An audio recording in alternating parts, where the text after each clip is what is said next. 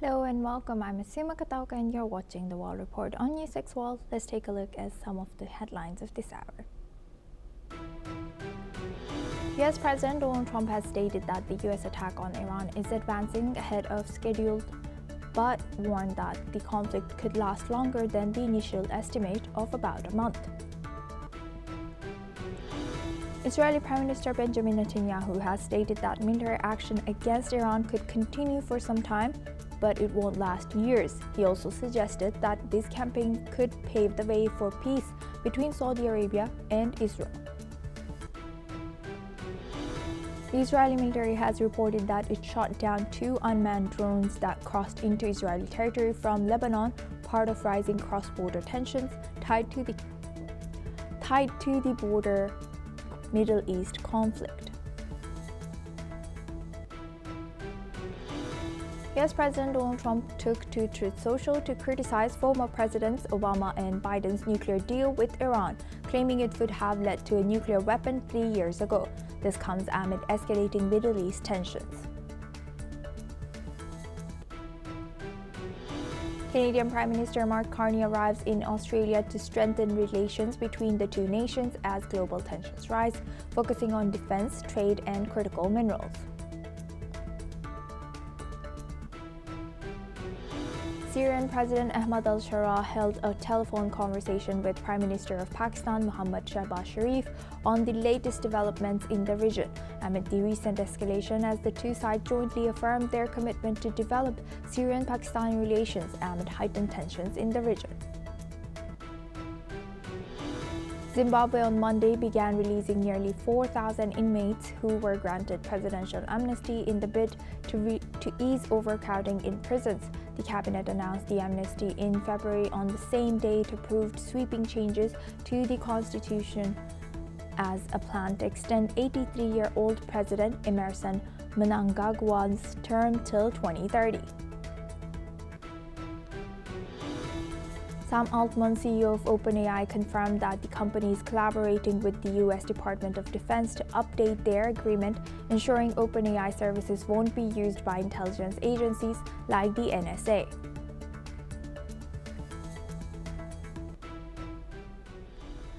Now we start this hour with U.S. The U.S. Embassy in Iraq has ordered non-emergency government employees to leave the country due to escalating security risks.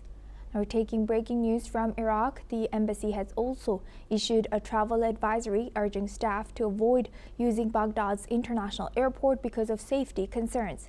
In a related development, Mora Namdar, a State Department official, has warned U.S. citizens to depart now from over a dozen countries, citing serious safety risks. The advisory covers Iraq, Iran, Syria, Lebanon, Israel, and other countries in the region, urging citizens to leave using commercial flights as soon as possible. Now we move on to U.S. The U.S. military has launched a series of attacks on Iranian military sites in response to escalating tensions in the Middle East. U.S. Central Command confirmed that U.S. forces destroyed several key facilities, including Islamic Revolutionary Guard Corps command posts, Iranian air defense systems, and missile launch sites. The sustained operations also targeted military airfields and drone launch sites. These strikes come after the outbreak of war over the weekend. As the U.S. intensifies its military actions against Iran's strategic infrastructure, the full extent of the damage is still unfolding. Now we welcome Mr. Keith Vaz. He's a former British minister, joins us live from Dubai.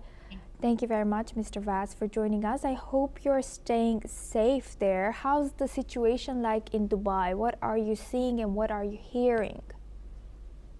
Well, at the moment, it's very calm. People are going about their business. They're going to work. They are going to the shopping malls. And last night, they were going out. It's business as usual from that point of view. For the tourists and the visitors, like people like myself and others, obviously it is a worrying time because it's not a time that we're used to in places like the UK and in Europe. We were told originally that flights had resumed, flights had left Abu Dhabi and Dubai airport. Now we're not sure. whether that is happening, but we were told certainly that they were ready, and I can hear at least one plane go over as we speak. Let's hope it's a commercial aircraft and not anything else. So we are following advice, which is that these are serious times, to be careful and be cautious. But this is a financial capital. Dubai is, one of the world's financial hubs. So you can't actually stop operating in a place like Dubai.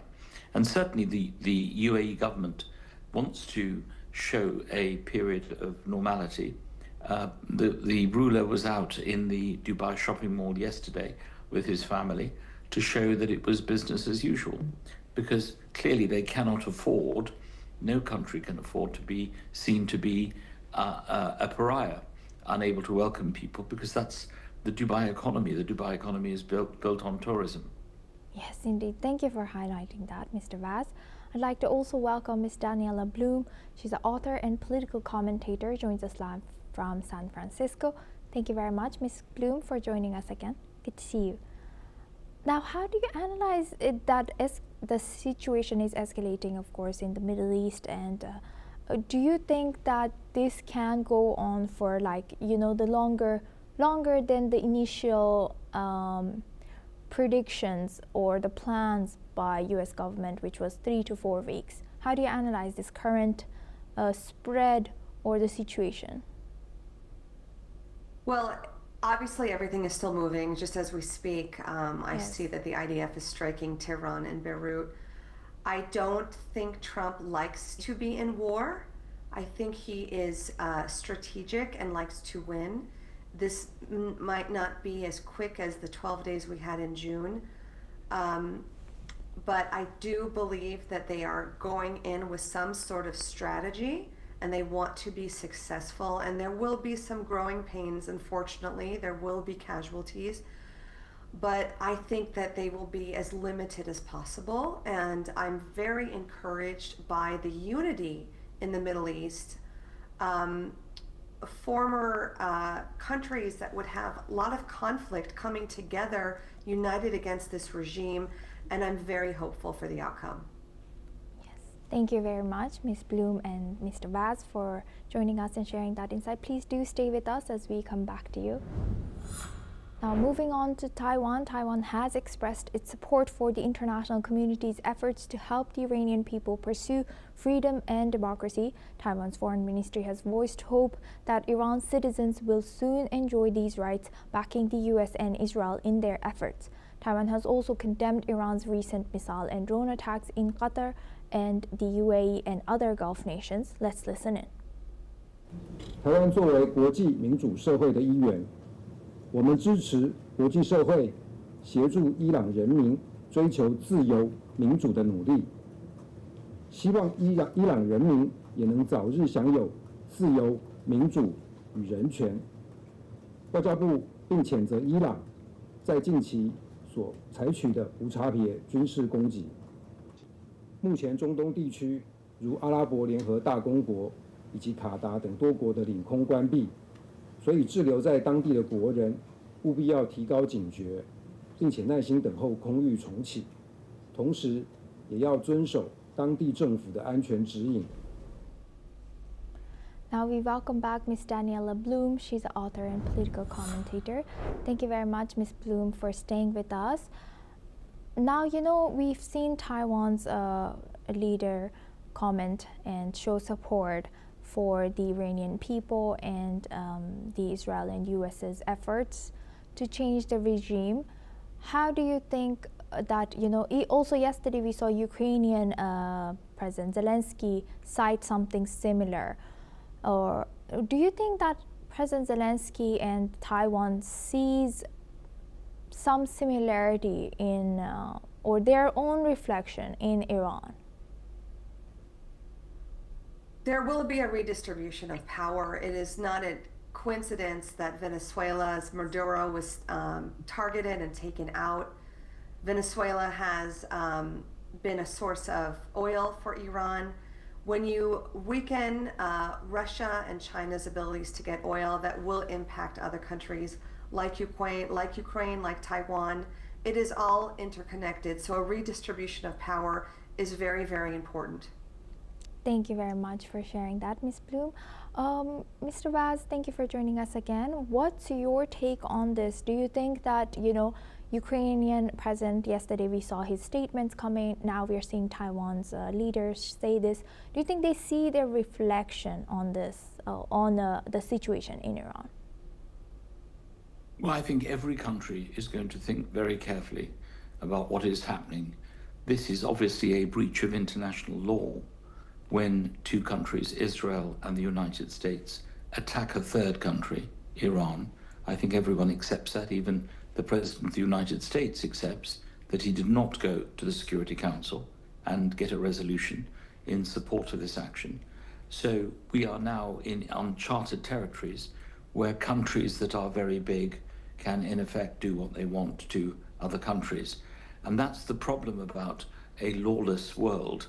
Who do you then go to when there is a crisis involving different forces? So it's a worry. I hope very much that this intervention will not last long. It's not clear why the talks with Iran broke down. Iran has been a problem for years and years and years, and it's been a threat to other countries in the Middle East. So the question is, why now? Why is this happening now when it didn't happen, say, a month ago, when we know exactly what Iran possesses and what it has? So these are questions that only the president can answer, and indeed Congress, who don't seem to have been consulted in any meaningful way. If there's going to be a declaration of war under the Constitution of the United States, Congress has to have a debate and has to support it. And the Republican Party has control of both houses. So the issue is, why was Congress not consulted? They were told, the Gang of Eight, the leadership of Congress was told, but why were they not consulted? So it's illegal. It's an illegal war that is unconstitutional. What flows from that is what happens after that occurs. Somebody needs to bring everyone to the table. Is it the UN? Is it someone else? Someone needs to act as the honest broker in these circumstances to let both sides pause and then decide what they need to do. Thank you very much. This is the problem we face. Yes. Mr. Vaz, thank you for sharing that. Building on that, I would like to welcome back Ms. Bloom. Ms. Bloom, what's your take? Do you think that UN is capable right now of realistically bringing these two back to the table? To me, it seems like Iran, it would be very, very difficult or challenging to get Iran's trust back to come into negotiation table, regardless of who is mediating. And I think the U.S. does not trust the UN. I don't think they are the ones for the job. We talk about international law being broken time and time again. That's exactly what the regime of Iran has done.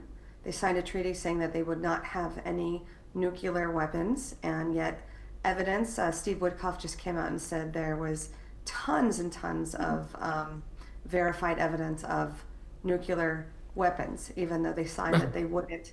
So I feel like you cannot, in the Middle East, work on diplomacy. Most of the peace deals that have happened in the Middle East have been done through strength, through deterrence. And Trump did the best he could with communicating to Congress his intentions. He did the best he could communicating with Iran. He gave them 60 days. And they were calling his bluff, and he was not bluffing. And sometimes you have to do the hard thing. But I look at Saudi Arabia uniting with Emirates, uniting with Qatar. Jordan just jumped in on this letter. I think we have a real shot at a united effort to destabilize this terrible, tyrannical regime in Iran. And I am hopeful for the future. We can speculate on so many different things, but we won't really know until things settle, and I am hopeful. Thank you very much for sharing that powerful message with us. Now we move on to our next news. The U.S. Embassy in Kuwait has closed indefinitely following retaliatory missile and drone attacks.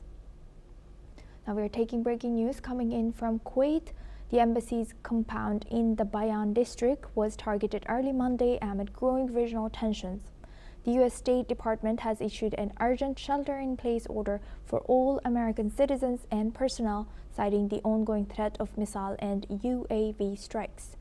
The closure follows the death of Iran's supreme leader and escalating retaliatory strikes by Iran and its regional allies. U.S. embassies in Saudi Arabia and other locations have also been targeted.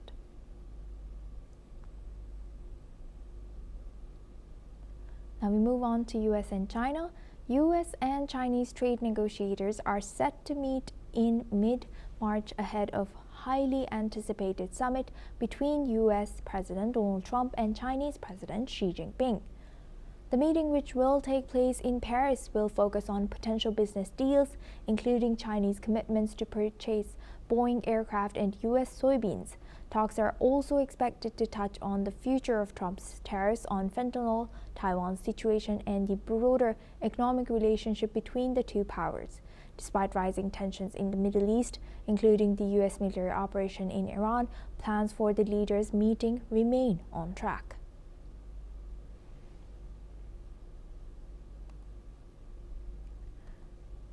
U.S. and Chinese trade negotiators are set to meet in mid-March ahead of a highly anticipated summit between U.S. President Donald Trump and Chinese President Xi Jinping. The meeting, which will take place in Paris, will focus on potential business deals, including Chinese commitments to purchase Boeing aircraft and U.S. soybeans. Talks are also expected to touch on the future of Trump's tariffs on fentanyl, Taiwan's situation, and the broader economic relationship between the two powers. Despite rising tensions in the Middle East, including the U.S. military operation in Iran, plans for the leaders' meeting remain on track.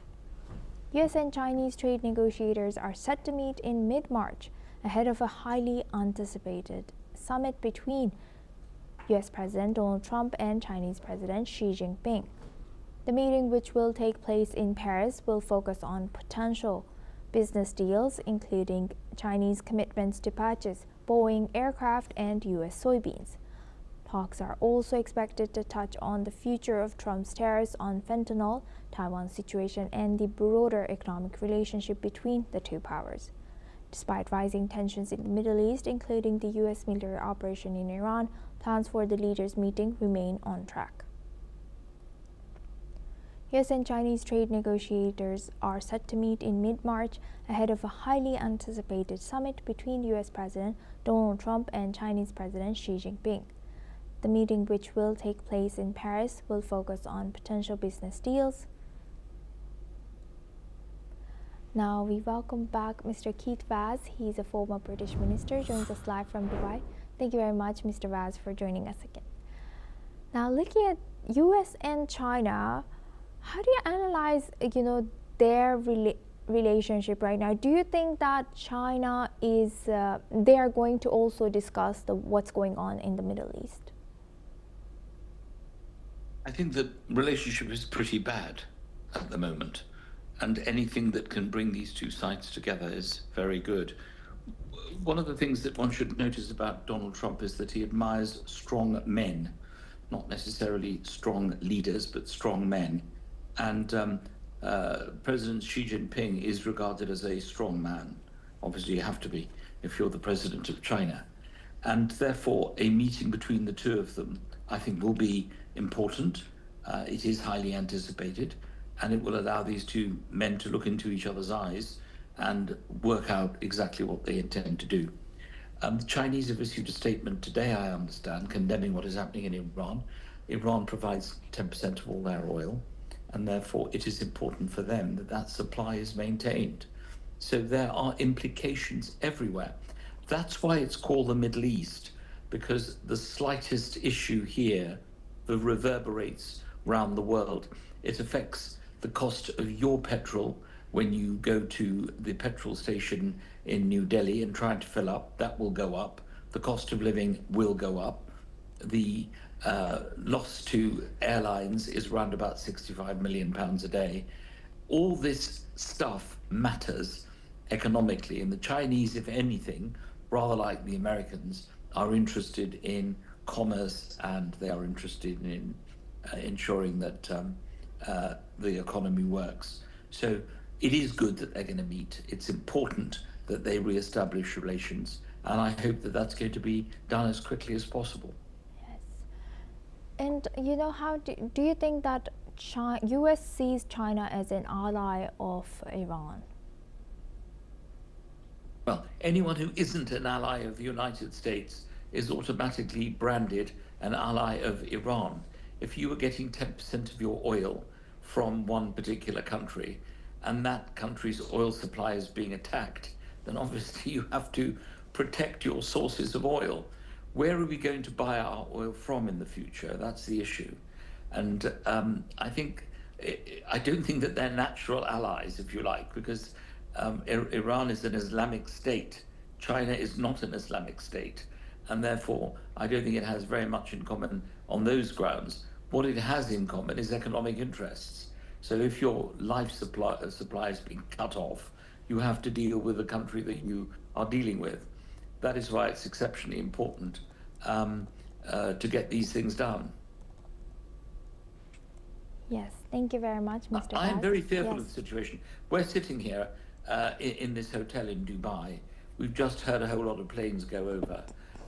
There are complaints that the Americans are abandoning their base here. I think probably because they've been told to go. What attracts Iran to a country like the UAE is the fact that they've got American bases. There's no bad blood, particularly, between Qatar and the Gulf states and Iran. They've learned to live with each other. They have to. They look across the Hormuz Strait and they see the other country. You have to live with your neighbor. What's exciting the Iranians is the fact that the American bases are here. And I think that once they are evacuated, the situation here will improve greatly. Thank you very much, Mr. Vaz, for highlighting that. Thank you. Now we move on to U.S. Protests have erupted across multiple U.S. cities denouncing the U.S.-Israeli military campaign against Iran. Hundreds have rallied outside the Georgia state capital in Atlanta, demanding an immediate end to the war. Protesters criticized the U.S. for its involvement, with some calling for a redirection of military funds to public services. In San Francisco, demonstrators condemned the escalating conflict, with one protester calling the invasion brutal and unlawful. Meanwhile, protests also took place near the U.S. Embassy in Manila, in Philippines, where an American flag was burned in opposition to the U.S.-Israeli strikes. The Philippine president has confirmed the death of a Filipino worker in Israel and urged citizens in conflict zones to seek shelter. Let's listen in.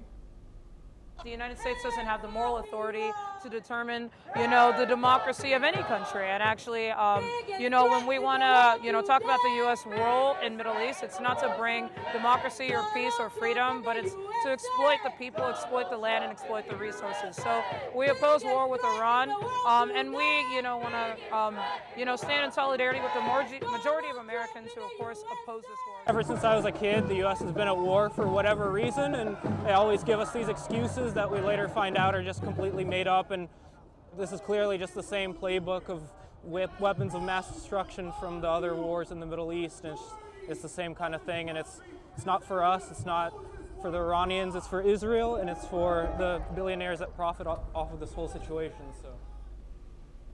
Now we welcome back Mr. Keith Vaz. He's joining us live from Dubai. Thank you very much, Mr. Vaz, for joining us again.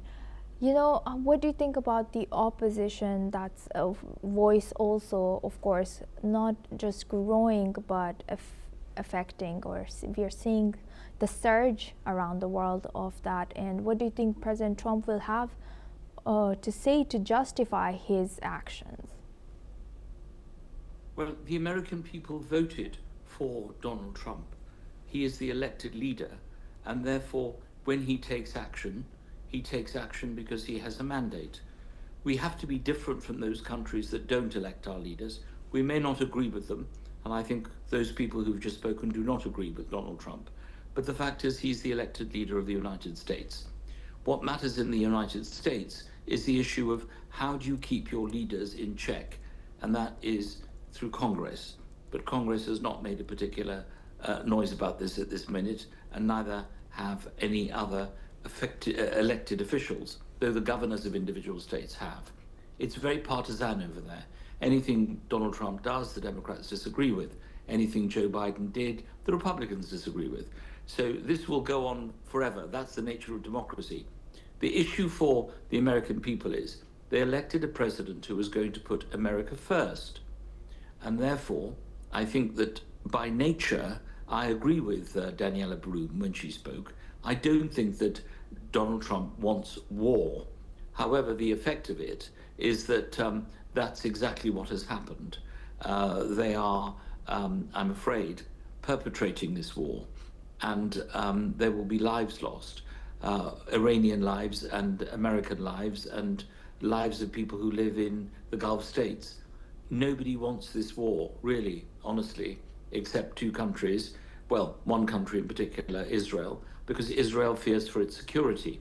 So what we need to be doing is to reassure Israel that she is safe. And the best country that can do that, of course, is America. But what we also need to do is to keep the Gulf countries, the Gulf states, safe and make sure that they don't suffer as a result of what's going on. The final thing is, as far as Iran is concerned, they have the government that their people want, in exactly the same way as Saudi Arabia. They have their own leaders, and they have to deal with their leaders. There is no world power that determines these matters. It can only be determined by the people of Iran. They must decide whether they're fed up with the current regime or they want it to carry on.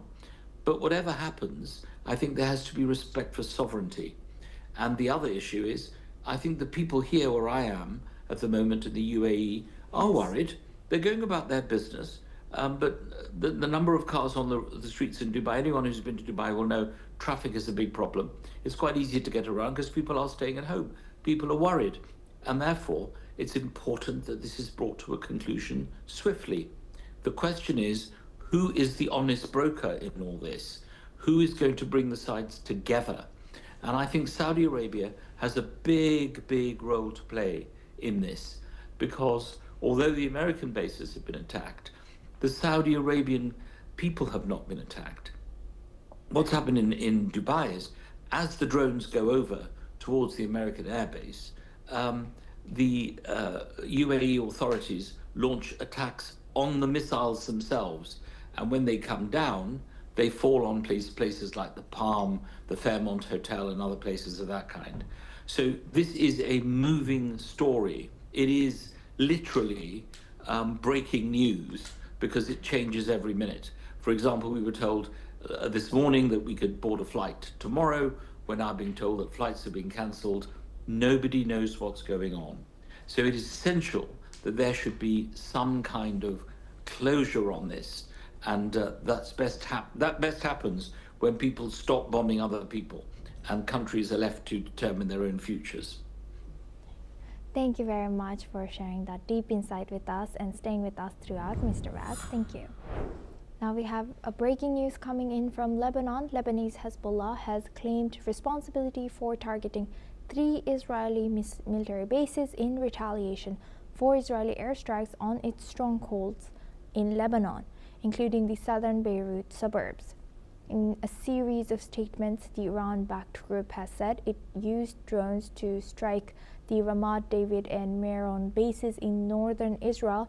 Hezbollah also targeted a base in the occupied Golan Heights with a rocket barrage. This marks a significant escalation in the ongoing conflict between the two sides. Now we move on. President Donald Trump took to social media today to claim that the United States has virtually unlimited munitions stockpiles at medium and upper medium grades, and that these supplies are superior to other countries' arms. Trump has argued that the U.S. can successfully fight wars using these resources thanks to his military rebuilding efforts during his first term. He has also criticized U.S. President Joe Biden for sending hundreds of billions of dollars worth of high-end weapons to Ukraine without replacing them. Trump has promised that under his leadership, the U.S. is ready to win big in any future conflict. Now we move on. U.S. Federal Communications Commission Chair Brendan Carr has signaled that the FCC will not block Paramount's $110 billion deal to acquire Warner Brothers, downplaying competition concerns over a potential merger between CBS and CNN. Carl has explained that concerns about market power previously raised over Warner Brothers' deal with Netflix were not applicable here. The deal will be funded through a mix of equity and debt, with $47 billion coming in from the Ellison family and Redbird Capital Partners.